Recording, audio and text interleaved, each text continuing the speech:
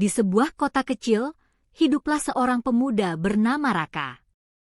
Usianya baru 22 tahun, seorang mahasiswa biasa yang hidup sederhana. Sehari-hari ia kuliah sambil bekerja paruh waktu di sebuah kafe kecil untuk menutup kebutuhan hidupnya. Raka bukan orang kaya, bahkan bisa dibilang cukup sering mengalami kesulitan keuangan.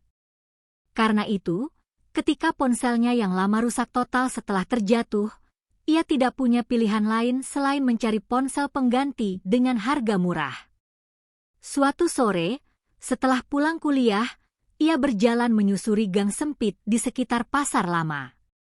Di sana, ada sebuah toko kecil yang menjual barang-barang elektronik bekas. Rak-raknya dipenuhi radio tua, televisi tabung, hingga ponsel-ponsel lawas. Raka masuk ke dalam dengan harapan menemukan ponsel yang masih layak pakai. Matanya langsung tertuju pada sebuah ponsel hitam yang terlihat masih mulus. Modelnya memang bukan keluaran terbaru, tapi cukup modern untuk dipakai kuliah dan bekerja. Raka pun mengambil ponsel itu, memeriksa layar dan tombol-tombolnya. Tampak hampir seperti baru. Tiba-tiba, dari balik meja kasir, seorang pria paruh baya dengan wajah tirus dan tatapan tajam menghampirinya. Ia adalah pemilik toko. Dengan suara serak, ia berkata, "Kalau kamu mau yang itu, harganya murah." Tapi, pria itu berhenti sejenak, menatap Raka dalam-dalam. Ponsel ini punya cerita. Banyak yang sudah membelinya, tapi semuanya mengembalikannya. Raka mengerutkan kening. Kenapa? Apa ada kerusakan? Pria itu menggeleng pelan, lalu mendekat dan berbisik lirih, seolah tak ingin ada orang lain yang mendengar. Kalau tengah malam ada telepon masuk, jangan pernah diangkat. Raka tercekat sejenak.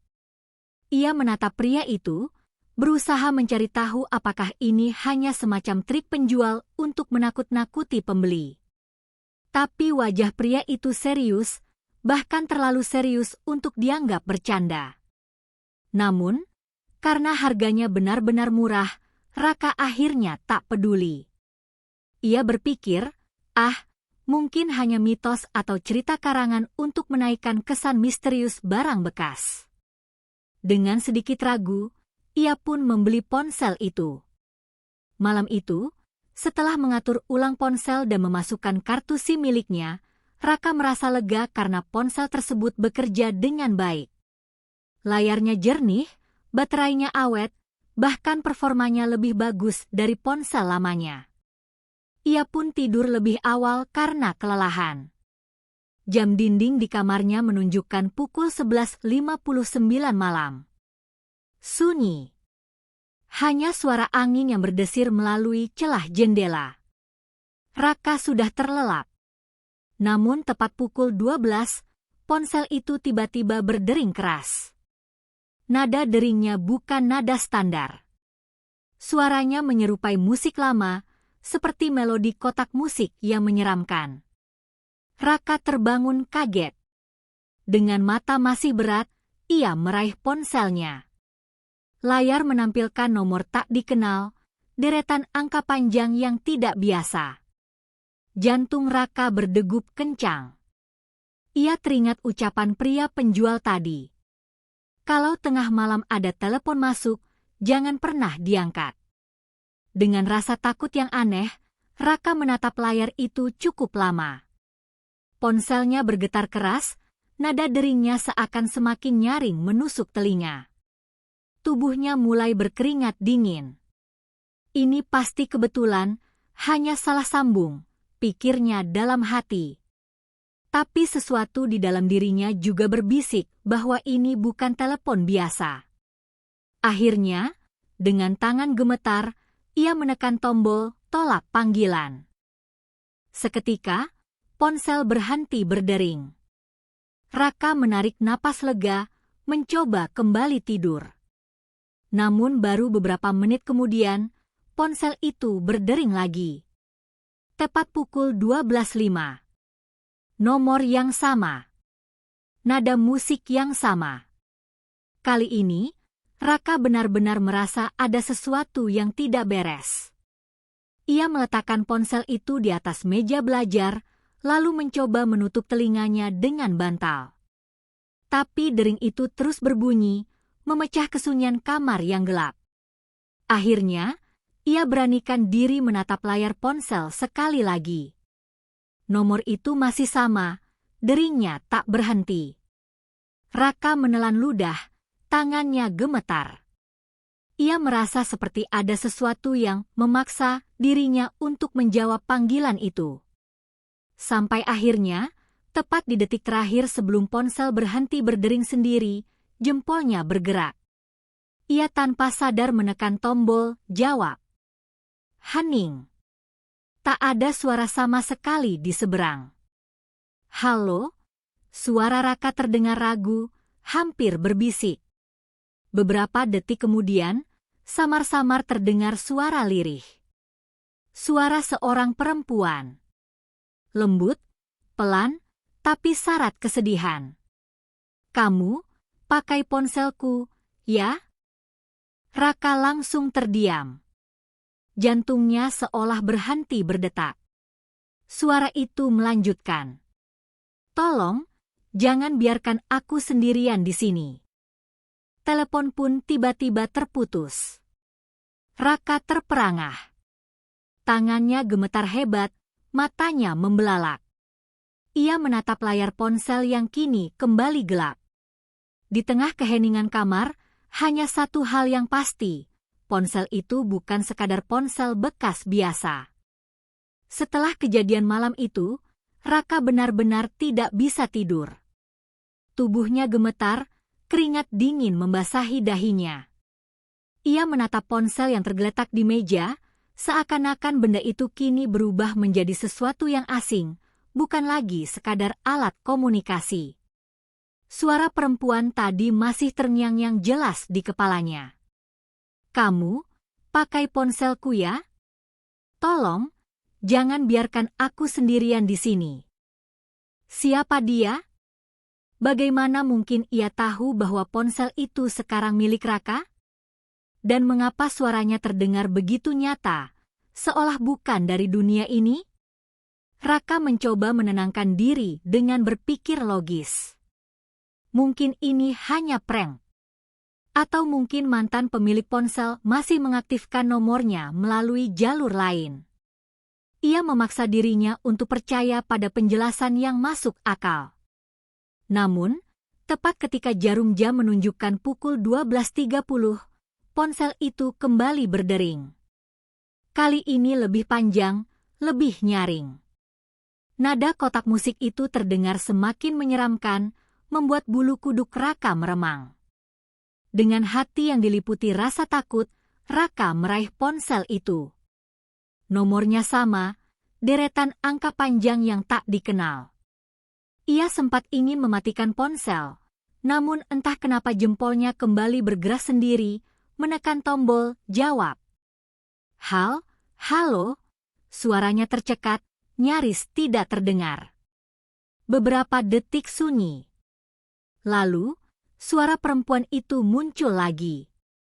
Lebih jelas dari sebelumnya. Kenapa kau tolak teleponku tadi? Jangan tinggalkan aku kesepian. Raka langsung merinding. Suaranya terdengar lirih, tapi kali ini syarat dengan emosi. Seolah-olah benar-benar ada seseorang di ujung sana yang sedang berbicara dari tempat yang jauh, tempat yang gelap. Siapa kamu? Raka memberanikan diri bertanya, meski suaranya bergetar. Aku, pemilik ponsel itu. Namaku? Suara itu terputus, berganti dengan suara tangisan yang menyayat hati. Raka panik, ia ingin menutup panggilan, tapi telinganya seperti melekat pada ponsel itu. Tangisan perempuan itu begitu nyata, begitu dekat. Bahkan Raka bisa mendengar helaan napasnya yang berat, seolah-olah perempuan itu berada tepat di sampingnya. Tolonglah aku, suara itu kembali lirih. Aku terjebak, aku tidak bisa pergi. Kamu harus membantuku. Seketika, sambungan telepon terputus lagi. Raka menjatuhkan ponsel itu ke atas meja, lalu mundur beberapa langkah. Jantungnya berdetak cepat, tubuhnya gemetar hebat.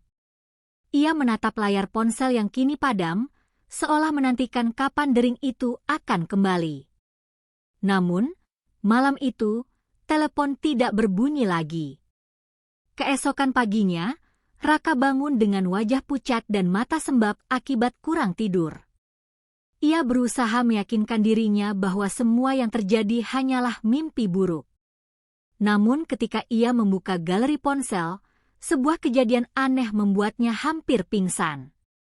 Di folder foto, ada sebuah gambar baru. Foto itu jelas tidak pernah diambil oleh Raka. Foto itu menampilkan seorang perempuan muda dengan wajah cantik tapi pucat. Rambutnya tergerai, matanya sembab seolah habis menangis. Wajahnya tampak begitu dekat dengan kamera, seperti selfie, tapi ekspresinya hampa. Dan yang paling membuat darah Raka membeku, foto itu diambil pada pukul 12.07 dini hari. Tepat setelah ia menerima panggilan misterius. Tidak mungkin, ini tidak mungkin. Raka menjerit lirih. Ia segera menghapus foto itu, tapi rasa takutnya semakin besar. Jika benar suara semalam berasal dari perempuan itu, siapa sebenarnya dia?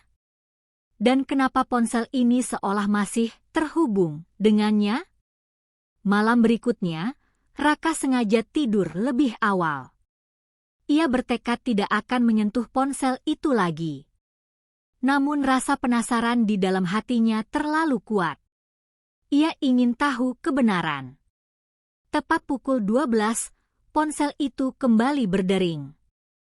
Nada kotak musik itu mengalun pelan, merambat masuk ke dalam tulang, membuat tubuh Raka kaku. Kali ini, ia tidak menolak, tidak pula menunda. Dengan tangan bergetar, ia langsung mengangkat panggilan itu. Halo, suaranya pelan, hampir putus asa. Suara di seberang terdengar lagi. Lebih tenang, tapi tetap penuh kesedihan. Kamu akhirnya angkat, terima kasih. Siapa kamu sebenarnya? Kenapa kamu terus menelpon aku? Raka memberanikan diri bertanya. Aku Alia, jawab suara itu lirih. Ponsel itu milikku. Aku sudah tidak ada lagi di dunia kalian. Tapi aku masih terjebak di dalam sini. Raka langsung terdiam. Kata-kata itu menghantamnya seperti petir. Ia menatap ponsel di tangannya, wajahnya pucat pasi. Kenapa kamu hubungi aku? Apa yang kamu mau dariku? Tanyanya terbata-bata. Hening sejenak. Lalu suara itu menjawab dengan lirih namun tegas. Tolong aku, jangan biarkan aku sendirian. Kau harus temukan kebenarannya. Panggilan pun terputus. Raka jatuh terduduk di lantai, tubuhnya gemetar. Kini ia tahu satu hal pasti, ponsel itu benar-benar masih terhubung dengan pemilik lamanya. Seorang perempuan bernama Alia. Dan Alia sudah meninggal. Sejak mendengar suara itu menyebut nama Alia, malam-malam Raka tak pernah lagi sama. Ia tidak bisa tidur nyenyak, selalu dihantui bayangan wajah perempuan yang muncul di foto misterius. Kata-kata lirih itu terus mengganggu pikirannya. Aku Alia, ponsel itu milikku. Aku sudah tidak ada lagi di dunia kalian. Siang harinya, Raka duduk di kafe tempat ia bekerja paruh waktu. Sambil melayani pelanggan, ia tak bisa berhenti memikirkan ponsel itu. Rasa takut dan penasaran bercampur jadi satu. Ia tahu, jika dibiarkan, misteri ini hanya akan semakin menghantui dirinya. Akhirnya, ia memutuskan untuk mencari tahu siapa sebenarnya Alia. Pertama, Raka membuka kembali galeri foto ponsel tersebut. Kali ini ia lebih hati-hati, memeriksa satu persatu gambar. Ada banyak foto seorang gadis muda, ceria, tersenyum bersama teman-temannya, berpose di taman, di kafe, bahkan di kamar pribadinya. Gadis itu sama persis dengan perempuan yang muncul di foto misterius semalam. Namun semakin lama ia melihat foto-foto itu, suasana hati Raka makin aneh.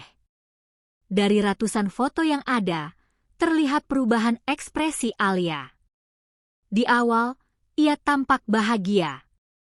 Tapi semakin ke foto-foto terbaru, wajahnya terlihat murung, matanya sembab, dan bibirnya kaku tanpa senyum. Hingga akhirnya, Raka menemukan foto terakhir. Foto itu diambil di sebuah ruangan gelap. Alia duduk di sudut kamar, wajahnya penuh ketakutan. Mata lebarnya menatap langsung ke kamera, seakan sedang meminta tolong. Yang membuat bulu kuduk Raka berdiri adalah tulisan samar di dinding belakangnya. "Aku tidak aman di sini." Raka menutup galeri dengan tergesa, jantungnya berdegup kencang. Ia mulai sadar bahwa ponsel ini menyimpan sesuatu yang lebih besar dari sekadar kisah misterius. Sore itu, Raka membuka laptopnya. Ia mencoba mengetik nama Alia ke mesin pencarian, disertai kata kunci, kecelakaan, hilang, atau berita. Tak lama, sebuah artikel lama muncul di layar. Judulnya, "Mahasiswi cantik meninggal tragis dalam kecelakaan mobil, ponselnya tidak pernah ditemukan." Tubuh Raka langsung kaku. Ia membaca berita itu dengan seksama.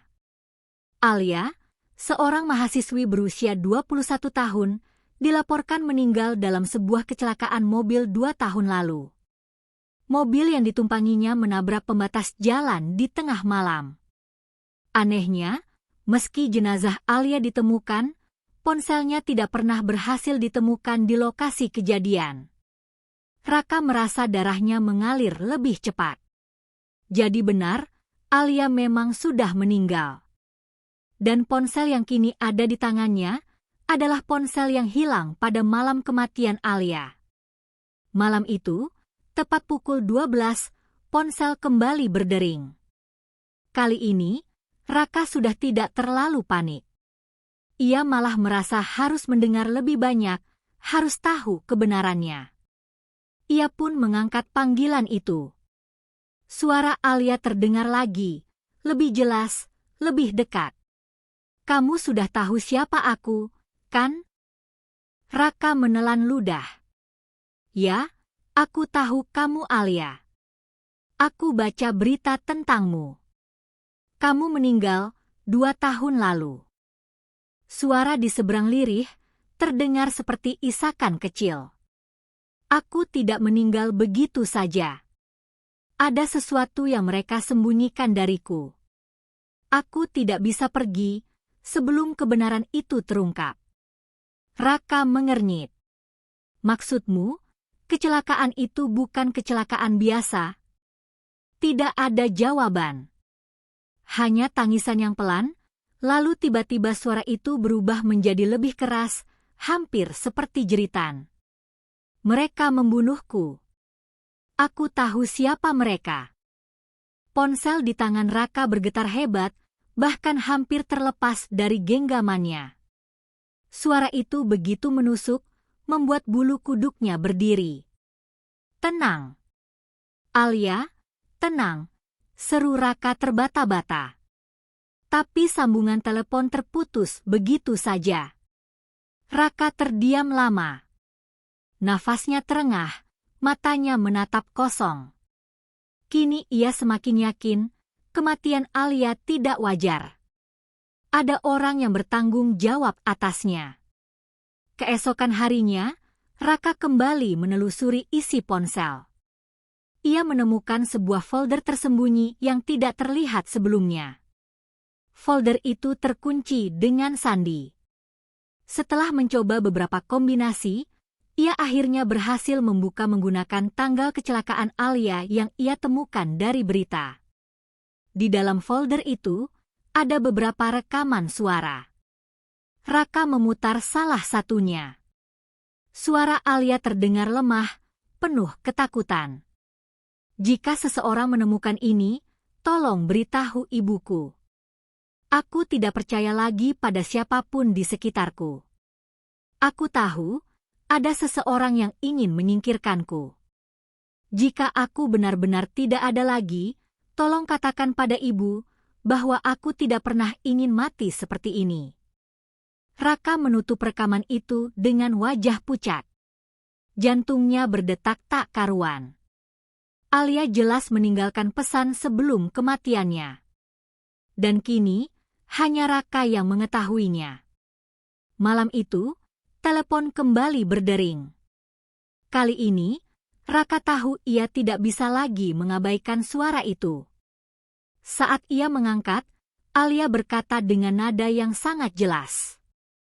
Sekarang kamu sudah tahu.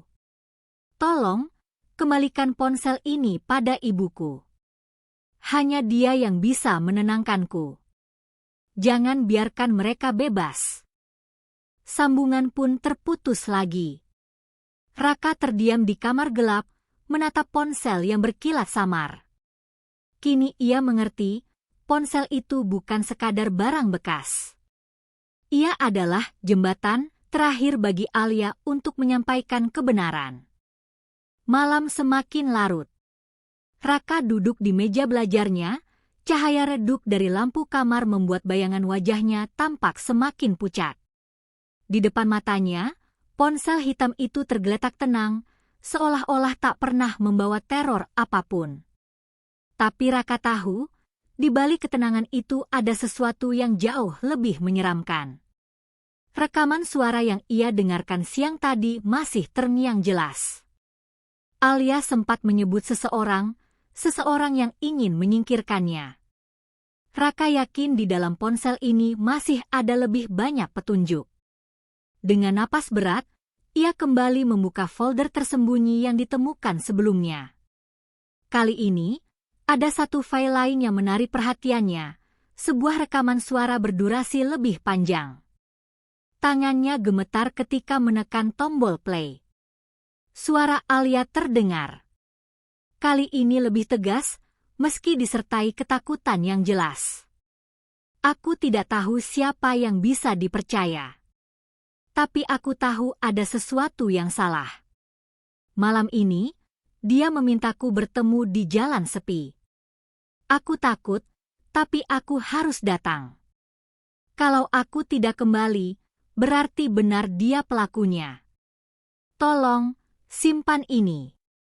Raka menutup mulutnya dengan tangan. Nafasnya tercekat.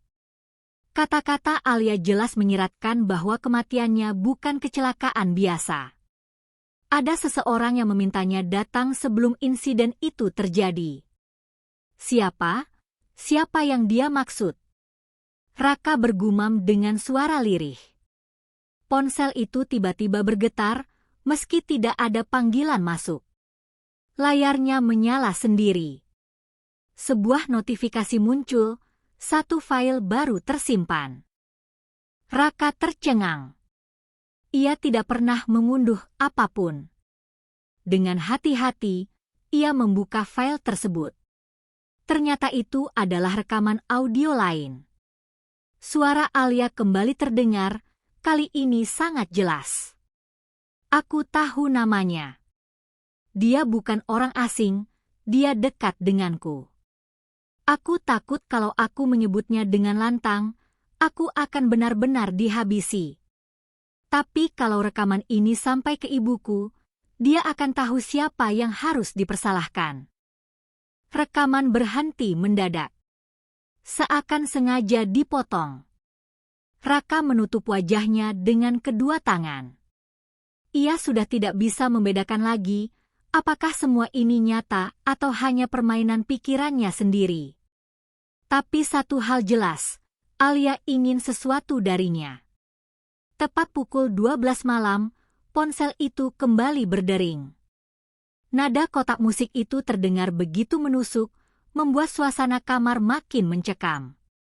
Raka mengangkat panggilan itu dengan tangan bergetar. Suara Alia muncul, lirih tapi tegas. "Kamu sudah mendengarnya, kan? Tolong aku. Bawa ponsel ini ke ibuku. Dia harus tahu." Raka menelan ludah.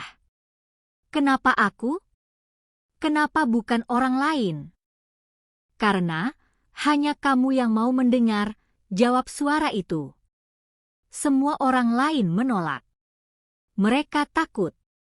"Tapi kamu mendengarkan aku." Hening sesaat. Lalu suara Alia kembali, kali ini terdengar semakin jauh, seperti bergema. "Kalau kamu tidak melakukannya, aku tidak akan pernah pergi. Aku akan terus bersamamu. Setiap malam. Setiap detik." Panggilan terputus. Raka jatuh terduduk di lantai, keringat dingin membasahi tubuhnya.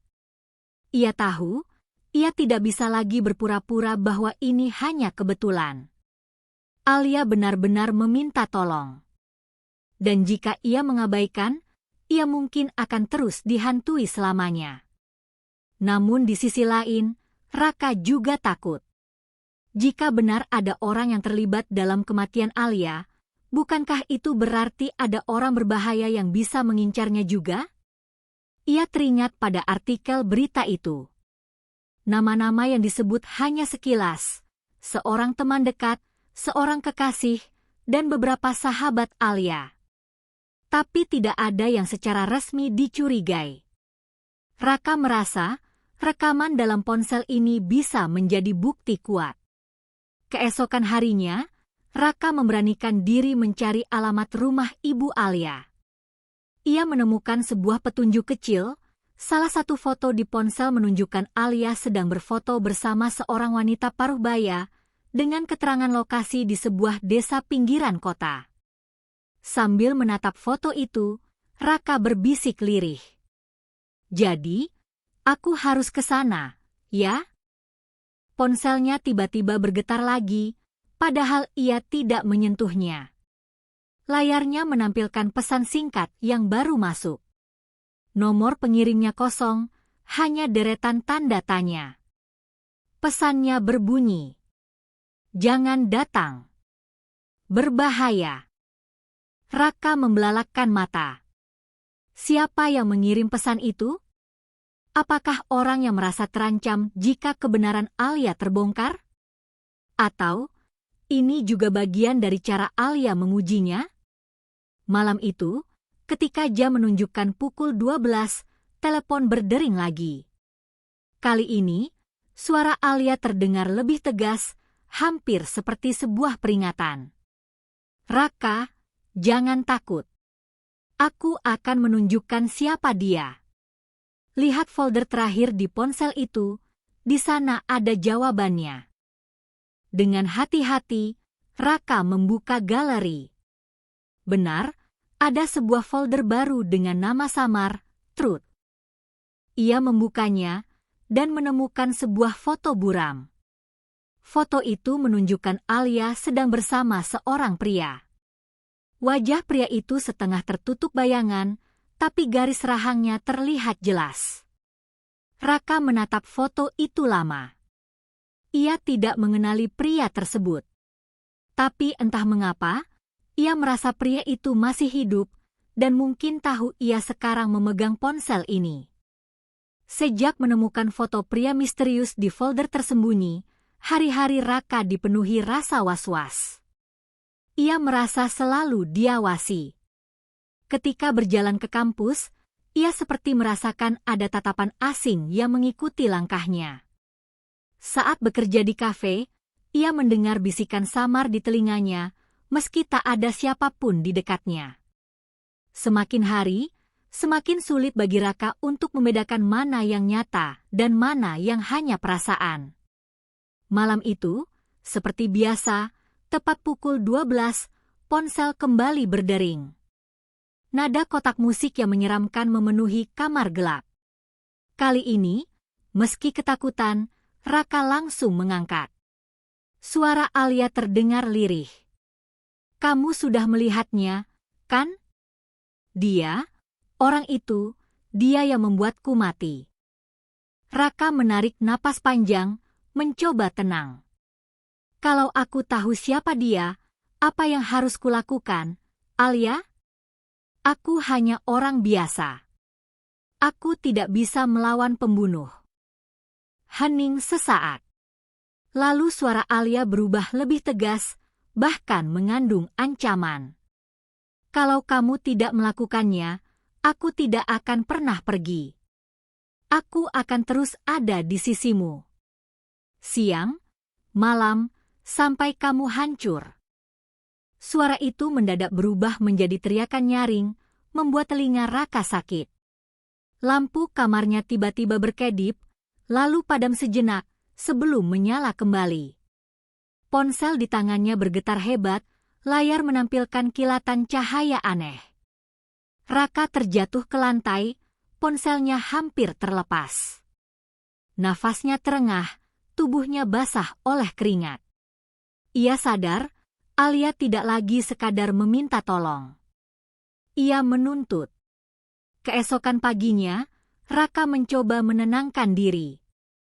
Ia memutuskan untuk tidak menyalakan ponsel itu sepanjang hari. Tapi anehnya, meski ponsel dalam keadaan mati, ia masih mendengar suara lirih Alia di telinganya. "Raka, kamu tidak bisa lari dariku. Aku ada di sini." Ketika ia bercermin, untuk sesaat ia melihat pantulan wajah Alia berdiri tepat di belakangnya, meski ketika menoleh, tidak ada siapapun. Ketakutan itu membuat Raka hampir gila. Malam berikutnya, ponsel kembali berdering meski ia sudah mencabut baterainya. Layarnya menyala sendiri, nomor tak dikenal itu muncul lagi.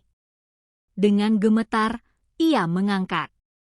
Kali ini suara Alia terdengar berbeda. Tidak hanya sedih, tapi juga marah. "Kamu lambat. Kamu tidak serius menolongku.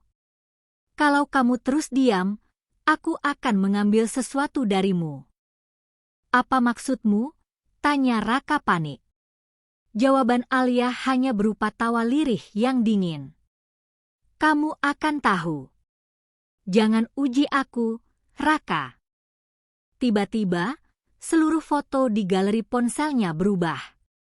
Foto wajah Alia kini berganti menjadi foto Raka sendiri, sedang tidur, sedang duduk di kamar, bahkan ada foto saat ia sedang bekerja di kafe. Semua foto itu jelas diambil secara diam-diam, padahal ia tidak pernah memotret dirinya sendiri. Raka membeku. "Ini tidak mungkin." Alia berbisik dari seberang, nadanya dingin. "Sekarang kamu mengerti, kan? Aku selalu di sisimu. Kalau kamu berkhianat, aku bisa membuatmu mengalami apa yang aku alami." Panggilan terputus. Sejak malam itu, Raka benar-benar tidak bisa hidup normal. Ia selalu ketakutan, tidak bisa tidur, bahkan tubuhnya makin kurus karena tidak sanggup makan. Setiap kali mencoba mengabaikan ponsel itu, sesuatu yang menyeramkan terjadi. Pintu kamar terbuka sendiri, suara langkah kaki terdengar di lorong kosnya, atau bayangan hitam melintas di dinding. Ia sadar, satu-satunya jalan keluar adalah mengikuti keinginan Alia, menyerahkan ponsel itu pada ibunya. Namun rasa takut lain muncul. Bagaimana jika pria dalam foto itu tahu ia menyimpan bukti? Bagaimana jika ia malah diburu? Malam itu, tepat pukul 12, ponsel kembali berdering. Tapi kali ini, sebelum Raka sempat menyentuhnya, layar ponsel menampilkan sebuah pesan otomatis. "Waktu kamu hampir habis. Kalau besok ponsel ini belum sampai ke ibuku, aku akan menjemputmu." Layar ponsel kemudian padam. Raka terduduk lemas. Ia tahu, ini bukan lagi pilihan. Alia sudah mengancam langsung nyawanya. Keesokan harinya, Raka memutuskan untuk bersiap. Ia mencari alamat ibu Alia melalui potongan informasi yang ia temukan di foto lama. Perjalanannya tidak mudah. Ia harus menuju sebuah desa yang cukup jauh dari kota. Saat menyiapkan keberangkatan, tiba-tiba ponselnya kembali menyala. Kali ini bukan suara Alia, melainkan sebuah pesan suara dari nomor tak dikenal. Berhenti mencari. Kalau kau serahkan ponsel itu, kau akan mati. Raka membeku. Suaranya berat, jelas suara seorang pria. Sekarang, ia berada di persimpangan berbahaya. Jika ia menyerahkan ponsel itu, mungkin ia akan dibunuh oleh orang yang Alia maksud. Tapi jika ia tidak menyerahkannya, Alia akan terus menghantuinya, atau lebih buruk lagi, mengambil nyawanya. Menurut kalian, apa yang sebaiknya dilakukan Raka sekarang? Menyerahkan ponsel itu pada ibu Alia meski nyawanya terancam, atau menyimpannya dan hidup dalam teror? Tulis pendapat kalian di kolom komentar. Jangan lupa tekan tombol like dan subscribe supaya kalian tidak ketinggalan bagian terakhir yang penuh misteri ini. Pagi itu, Raka memberanikan diri untuk berangkat ke desa tempat tinggal ibu Alia. Matanya sayu, tubuhnya lelah, namun tekadnya bulat. Ia tidak sanggup lagi hidup dalam ketakutan. Lebih baik ia menuntaskan semua ini, apapun risikonya. Sepanjang perjalanan dengan bus, ponsel itu beberapa kali bergetar, meski sinyal nyaris tidak ada. Setiap kali layar menyala, pesan aneh muncul. Jangan lakukan ini. Kamu akan menyesal. Namun, beberapa detik kemudian pesan itu hilang seolah tidak pernah ada. Di sisi lain, suara Alia tetap hadir, berbisik di telinganya. Terima kasih, Raka, hanya kamu yang mau menolongku. Aku janji, kalau kau berhasil menyerahkan ponsel ini, aku akan pergi dengan tenang. Setelah menempuh perjalanan panjang, Raka tiba di sebuah rumah sederhana di pinggir desa. Seorang wanita paruh baya dengan wajah penuh duka menyambutnya. Wajah itu mirip sekali dengan Alia. Ia yakin inilah ibunya. Ibu, saya membawa sesuatu yang penting. Ini milik Alia, kata Raka dengan suara bergetar sambil menyerahkan ponsel itu. Wanita itu memandang ponsel tersebut dengan mata berkaca-kaca. Tangannya gemetar saat menyentuhnya. Ini benar-benar ponsel Alia. Tuhan, aku tak percaya. Sebelum sempat berkata lebih jauh, ponsel berdering. Tepat jam 12 siang, padahal sebelumnya selalu tengah malam. Wanita itu menatap Raka bingung. Dengan ragu, ia mengangkat panggilan itu. Dan, dari seberang terdengar suara Alia. Bu, aku kangen. Suara itu begitu nyata, jelas, seperti datang dari jauh. Sang ibu langsung menangis, tubuhnya gemetar. Alia, itu kamu, nak? Ibu. Ibu rindu sekali. Raka hanya bisa terpaku, merinding mendengar percakapan antara ibu dan anak yang seharusnya sudah tidak mungkin lagi terjadi. Tiba-tiba, terdengar dentuman keras dari luar rumah. Jendela bergetar, pintu seperti digedor paksa. Raka panik. Sang ibu terkejut. Dari sela jendela, Raka melihat seorang pria bertopi hitam berdiri di luar. Wajahnya tidak terlalu jelas, tapi ia langsung mengenali, itulah pria dalam foto terakhir di ponsel Alia. Ponsel di tangan ibu Alia berdering lagi, tapi kali ini bukan suara Alia. Sebuah suara berat, sama seperti pesan suara yang pernah Raka terima, berkata lantang. Hentikan sekarang juga. Kalau tidak, kalian berdua akan mati. Lampu rumah berkedip, udara tiba-tiba menjadi dingin menusuk. Sang ibu memeluk ponsel itu erat-erat sambil berteriak. Kamu jangan berani lagi mengganggu anakku. Aku sudah tahu semuanya. Ponsel mendadak bergetar hebat. Layar menampilkan rekaman otomatis, rekaman terakhir Alia sebelum ia meninggal. Dalam rekaman itu, Alia menangis sambil berkata, "Kalau aku mati, tolong sampaikan bahwa orang yang bertanggung jawab adalah..." Sebelum nama itu terdengar jelas, suara terputus oleh dentuman keras dari luar. Pintu rumah hampir jebol. Raka panik. Ia sadar, pria di luar tidak ingin rekaman itu terbuka sepenuhnya. Dalam keadaan kacau, tiba-tiba ponsel menyalakan kamera depan secara otomatis. Di layar, terlihat wajah Raka, pucat, penuh keringat.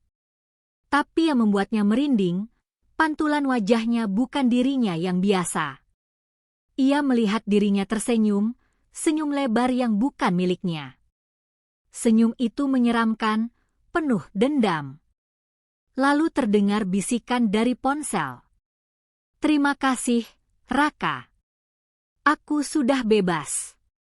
Tapi sekarang, giliranku menempati tubuhmu. Tubuh Raka mendadak kaku. Ia berusaha melawan, tapi pandangannya berangsur gelap. Suara Alia bergema di kepalanya, semakin keras, semakin menguasai. Beberapa menit kemudian, pintu rumah berhasil didobrak.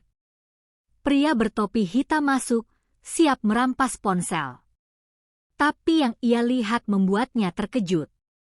Raka berdiri tegak, wajahnya pucat dengan senyum dingin. Ia memegang ponsel itu erat-erat. Sang ibu menatap dengan bingung. Raka, kamu kenapa? Raka menoleh, namun yang keluar dari mulutnya bukan lagi suaranya. Tenang, Bu. Alia sudah pulang. Pria bertopi hitam itu melangkah mundur, wajahnya pucat pasi. Ia seperti melihat hantu. Karena memang, di hadapannya sekarang bukan lagi Raka, melainkan Alia yang telah kembali. Ponsel itu kemudian mati total. Tidak bisa dinyalakan lagi. Di ruang tamu yang sunyi, hanya ada Ibu Alia yang menangis sambil memeluk tubuh Raka, atau mungkin tubuh baru tempat Alia bersemayam. Dan sejak saat itu, tidak ada yang pernah melihat Raka lagi. Yang tersisa hanyalah sebuah kabar aneh yang beredar di desa. Seorang pemuda dengan tatapan kosong sering terlihat berjalan malam-malam, membawa ponsel tua yang sudah retak layarnya, seolah sedang berbicara dengan seseorang yang tidak terlihat.